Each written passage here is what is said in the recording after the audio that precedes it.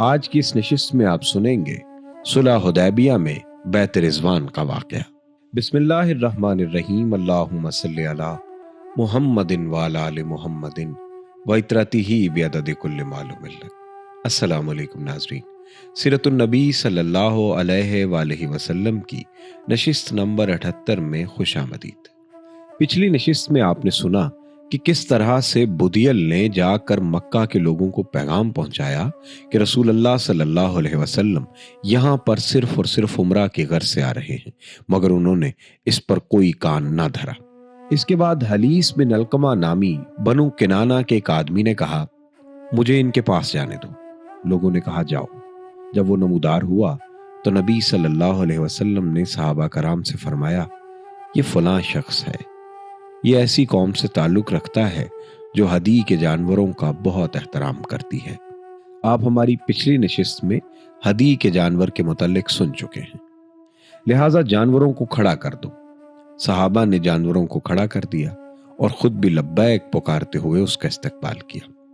اس شخص نے یہ کیفیت دیکھی تو کہا، سبحان اللہ، ان لوگوں کو بیت اللہ سے روکنا ہرگز مناسب نہیں، اور وہیں سے اپنے ساتھیوں کے پاس واپس چلا گیا اور بولا، میں نے ہدی کے جانور دیکھے ہیں جن کے گلوں میں قلادے ہیں اور جن کی کوہان چیرے ہوئے ہیں، اس لیے میں مناسب نہیں سمجھتا کہ انہیں بیت اللہ سے روکا جائے۔ اس پر قریش اور اس شخص میں کچھ ایسی باتیں ہوئیں کہ وہ طاؤ میں آ گئے۔ اس موقع پر عروہ بن مسعود ثقفی نے مداخلت کی اور بولا، اس شخص یعنی محمد نے تمہارے سامنے ایک اچھی تجویز پیش کی ہے، لہٰذا اسے قبول کر لو اور مجھے ان کے پاس جانے دو۔ لوگوں نے کہا جاؤ۔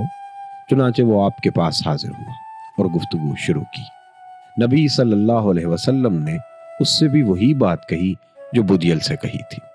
اس پر عروہ نے کہا، اے محمد صلی اللہ علیہ وسلم، یہ بتائیے کہ اگر آپ نے اپنی قوم کا صفایا بھی کر دیا تو کیا اپنے آپ سے پہلے کسی عرب کے متعلق سنا ہے کہ اس نے اپنی قوم کا صفایا کر دیا ہو؟ اور اگر دوسری صورتحال پیش آئی تو خدا کی قسم میں ایسے چہرے اور ایسے اوباش لوگوں کو دیکھ رہا ہوں جو اسی لائق ہے کہ آپ کو چھوڑ کر بھاگ جائیں۔ اس پر حضرت ابوبکر نے غصے میں آ کر کہا، جا لات کی شرمگاہ کو چوس، ہم حضور کو چھوڑ کر بھاگیں گے۔ عروہ نے کہا، یہ کون ہے؟ لوگوں نے کہا، ابوبکر ہے۔ اس نے حضرت ابوبکر کو مخاطب کر کے کہا، دیکھو اس ذات کی قسم جس کے ہاتھ میں میری جان ہے، اگر ایسی بات نہ ہوتی تو تم نے مجھ پر ایک احسان کیا تھا اور میں نے اس کا بدلہ نہیں دیا ہے تو یقیناً تمہاری اس بات کا جواب دیتا۔ اس کے بعد عروہ پھر نبی صلی اللہ علیہ وسلم سے گفتگو کرنے لگا۔ جب وہ گفتگو کرتا تو آپ کی داڑھی پکڑ لیتا۔ مغیرہ بن شیبہ نبی صلی اللہ علیہ وسلم کے سر کے پاس ہی کھڑے تھے، ہاتھ میں تلوار تھی اور سر پر خود۔ عروہ جب نبی صلی اللہ علیہ وسلم کی داڑھی پر ہاتھ بڑھاتا تو وہ تلوار کا دستہ اس کے ہاتھ پر مارتے اور کہتے، اپنا ہاتھ نبی کی داڑھی سے پرے رکھ۔ آخر عروہ نے اپنا سر اٹھایا اور بولا، یہ کون ہے؟ لوگوں نے کہا، مغیرہ بن شیبہ ہیں۔ اس پر اس نے کہا، او بدعہد، کیا میں تیری بدعہدی کے سلسلے میں دوڑ دھوپ نہیں کر رہا ہوں؟ واقعہ یہ پیش آیا تھا کہ جاہلیت میں حضرت مغیرہ کچھ لوگوں کے ساتھ تھے، پھر انہیں قتل کر کے ان کا مال لے بھاگے تھے اور آ کر مسلمان ہو گئے تھے۔ اس پر نبی صلی اللہ علیہ وسلم نے فرمایا تھا کہ میں اسلام تو قبول کر لیتا ہوں لیکن مال سے میرا کوئی واسطہ نہیں۔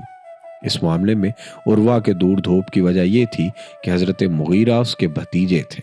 اس کے بعد عروہ نبی صلی اللہ علیہ وسلم کے ساتھ صحابہ کرام کے تعلق خاطر کا منظر دیکھنے لگا، پھر اپنے رفقا کے پاس آیا اور بولا، اے قوم، بخدا میں کیسر و کسرا اور نجاشی جیسے بادشاہوں کے پاس جا چکا ہوں، بخدا میں نے کسی بادشاہ کو نہیں دیکھا کہ اس کے ساتھی اس کی اتنی تعظیم کرتے ہیں جتنی محمد کے ساتھی محمد کی تعظیم کرتے ہیں صلی اللہ علیہ وسلم۔ خدا کی قسم وہ کھنکار بھی تھوکتے تھے تو کسی نہ کسی آدمی پر پڑتا تھا اور وہ شخص اسے اپنے چہرے اور جسم پر مل لیتا تھا، اور جب وہ کوئی حکم دیتے تھے تو اس کی بجاوری کے لیے سب دور پڑتے تھے، اور جب وہ وضو کرتے تھے تو معلوم ہوتا تھا کہ اس کے وضو کے پانی کے لیے لوگ لڑ پڑیں گے، اور جب کوئی بات بولتے تھے تو سب اپنی آوازیں پست کر لیتے تھے اور فرت تعظیم کے سبب انہیں بھرپور نظر سے نہ دیکھتے تھے، اور انہوں نے تم پر ایک اچھی تجویز پیش کی ہے،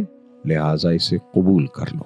جب قریش کے پرجوش اور جنگ باز نوجوانوں نے دیکھا کہ ان کے سربراہ وردہ حضرات صلح کے جویاں ہیں تو انہوں نے صلح میں ایک رخنہ اندازی کا پروگرام بنایا اور یہ طے کیا کہ رات کو یہاں سے نکل کر چپکے سے مسلمانوں کے کیمپ میں گھس جائیں اور ایسا ہنگامہ برپا کریں کہ آگ بھڑک اٹھے۔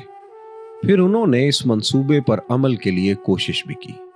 چنانچہ رات کی تاریکی میں 70 یا 80 نوجوانوں نے جبل تنعیم سے اتر کر مسلمانوں کے کیمپ میں چپکے سے گھسنے کی کوشش کی، لیکن اسلامی پہرے داروں کے کمانڈر محمد بن مسلمہ نے ان سب کو گرفتار کر لیا۔ پھر نبی صلی اللہ علیہ وسلم نے صلح کی خاطر ان سب کو معاف کرتے ہوئے آزاد کر دیا۔ اس کے بارے میں اللہ کا یہ ارشاد نازل ہوا، وہی ہے جس نے بطن مکہ میں ان کے ہاتھ تم سے روکے اور تمہارے ہاتھ ان سے روکے، اس کے بعد کہ تم کو ان پر قابو دے چکا تھا۔ اب رسول اللہ صلی اللہ علیہ وسلم نے سوچا کہ ایک سفیر روانہ فرمائیں جو قریش کے سامنے موقت طریقے پر آپ کے موجودہ سفر کا مقصد اور موقف کی وضاحت کر سکے۔ اس کام کے لیے آپ نے حضرت عمر بن خطاب کو بلایا، لیکن انہوں نے یہ کہتے ہوئے معذرت کی کہ اے اللہ کے رسول، اگر مجھے اذیت دی گئی تو مکہ میں بنی کعب کا ایک بھی فرد ایسا نہیں جو میری حمایت میں بگڑ سکتا ہو۔ آپ حضرت عثمان بن عفان کو بھیج دیں، ان کا کنبہ قبیلہ مکہ ہی میں ہے، وہ آپ کا پیغام اچھی طرح پہنچا دیں گے۔ آپ نے حضرت عثمان کو بلایا اور قریش کے پاس روانگی کا حکم دیتے ہوئے فرمایا، انہیں بتلا دو کہ ہم لڑنے نہیں آئے ہیں، عمرہ کرنے آئے ہیں، انہیں اسلام کی دعوت بھی دو۔ آپ نے حضرت عثمان کو یہ حکم بھی دیا کہ وہ مکہ میں اہل ایمان مردوں اور عورتوں کے پاس جا کر انہیں فتح کی بشارت سنا دیں اور یہ بتلا دیں کہ اللہ اب اپنے دین کو مکہ میں ظاہر اور غالب کرنے والا ہے، یہاں تک کہ ایمان کی وجہ سے کسی کو یہاں روپوش ہونے کی ضرورت نہ ہوگی۔ حضرت عثمان آپ کا پیغام لے کر روانہ ہوئے۔ مقام بلدخ میں قریش کے پاس سے گزرے تو انہوں نے پوچھا، کہاں کا ارادہ ہے؟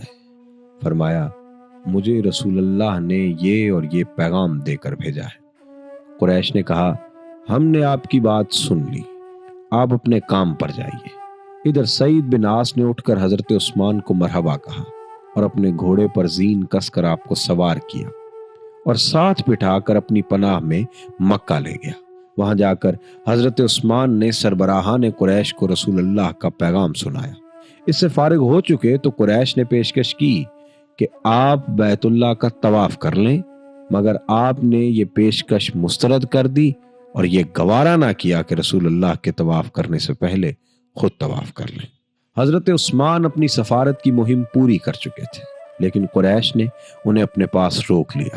غالباً وہ چاہتے تھے کہ پیش آمدہ صورتحال پر باہم مشورہ کر کے کوئی قطعی فیصلہ کر لیں اور حضرت عثمان کو ان کے لائے ہوئے پیغام کا جواب دے کر واپس کریں، مگر حضرت عثمان کے دیر تک رکے رہنے کی وجہ سے مسلمانوں میں یہ افواہ پھیل گئی کہ انہیں قتل کر دیا گیا ہے۔ جب رسول اللہ کو اس کی اطلاع ہوئی تو آپ نے فرمایا، ہم اس جگہ سے ٹل نہیں سکتے یہاں تک کہ لوگوں سے مار کا آرائی کر لیں۔ پھر آپ نے صحابہ کرام کو بیعت کی دعوت دی۔ صحابہ کرام ٹوٹ پڑے اور اس بات پر بیعت کی کہ میدان جنگ چھوڑ کر بھاگ نہیں سکتے۔ ایک جماعت نے موت پر بیعت کی، یعنی مر جائیں گے مگر میدان جنگ نہ چھوڑیں گے۔ سب سے پہلے ابو سنان اسدی نے بیعت کی۔ حضرت سلمہ بن عقوع نے 3 بار بیعت کی، شروع میں، درمیان میں اور اخیر میں۔ رسول اللہ نے خود اپنا ہاتھ پکڑ کر فرمایا، یہ عثمان کا ہاتھ ہے۔ پھر جب بیعت مکمل ہو چکی تو حضرت عثمان بھی آ گئے اور انہوں نے بھی بیعت کی۔ اس بیعت میں صرف ایک آدمی نے جو منافق تھا شرکت نہیں کی، اس کا نام جد بن قیس تھا۔ رسول اللہ نے یہ بیعت ایک درخت کے نیچے لی۔ حضرت عمر دست مبارک تھامے ہوئے تھے اور حضرت ماقل بن یسار نے درخت کی بعض ٹہنیاں پکڑ کر رسول اللہ کے اوپر سے ہٹا رکھی تھی۔ اس بیعت کا نام بیعت رضوان ہے اور اس کے بارے میں اللہ نے یہ آیت نازل فرمائی، اللہ مومنین سے راضی ہوا جبکہ وہ آپ سے درخت کے نیچے بیعت کر رہے تھے۔ ناظرین، یہ تھی آج کی نشست اور یہ تھی صلح حدیبیہ میں بیعت رضوان۔ اپنے میزبان سید ابرار ابو الحسن کو اجازت دیجیے۔ اللہ حافظ و ناصر۔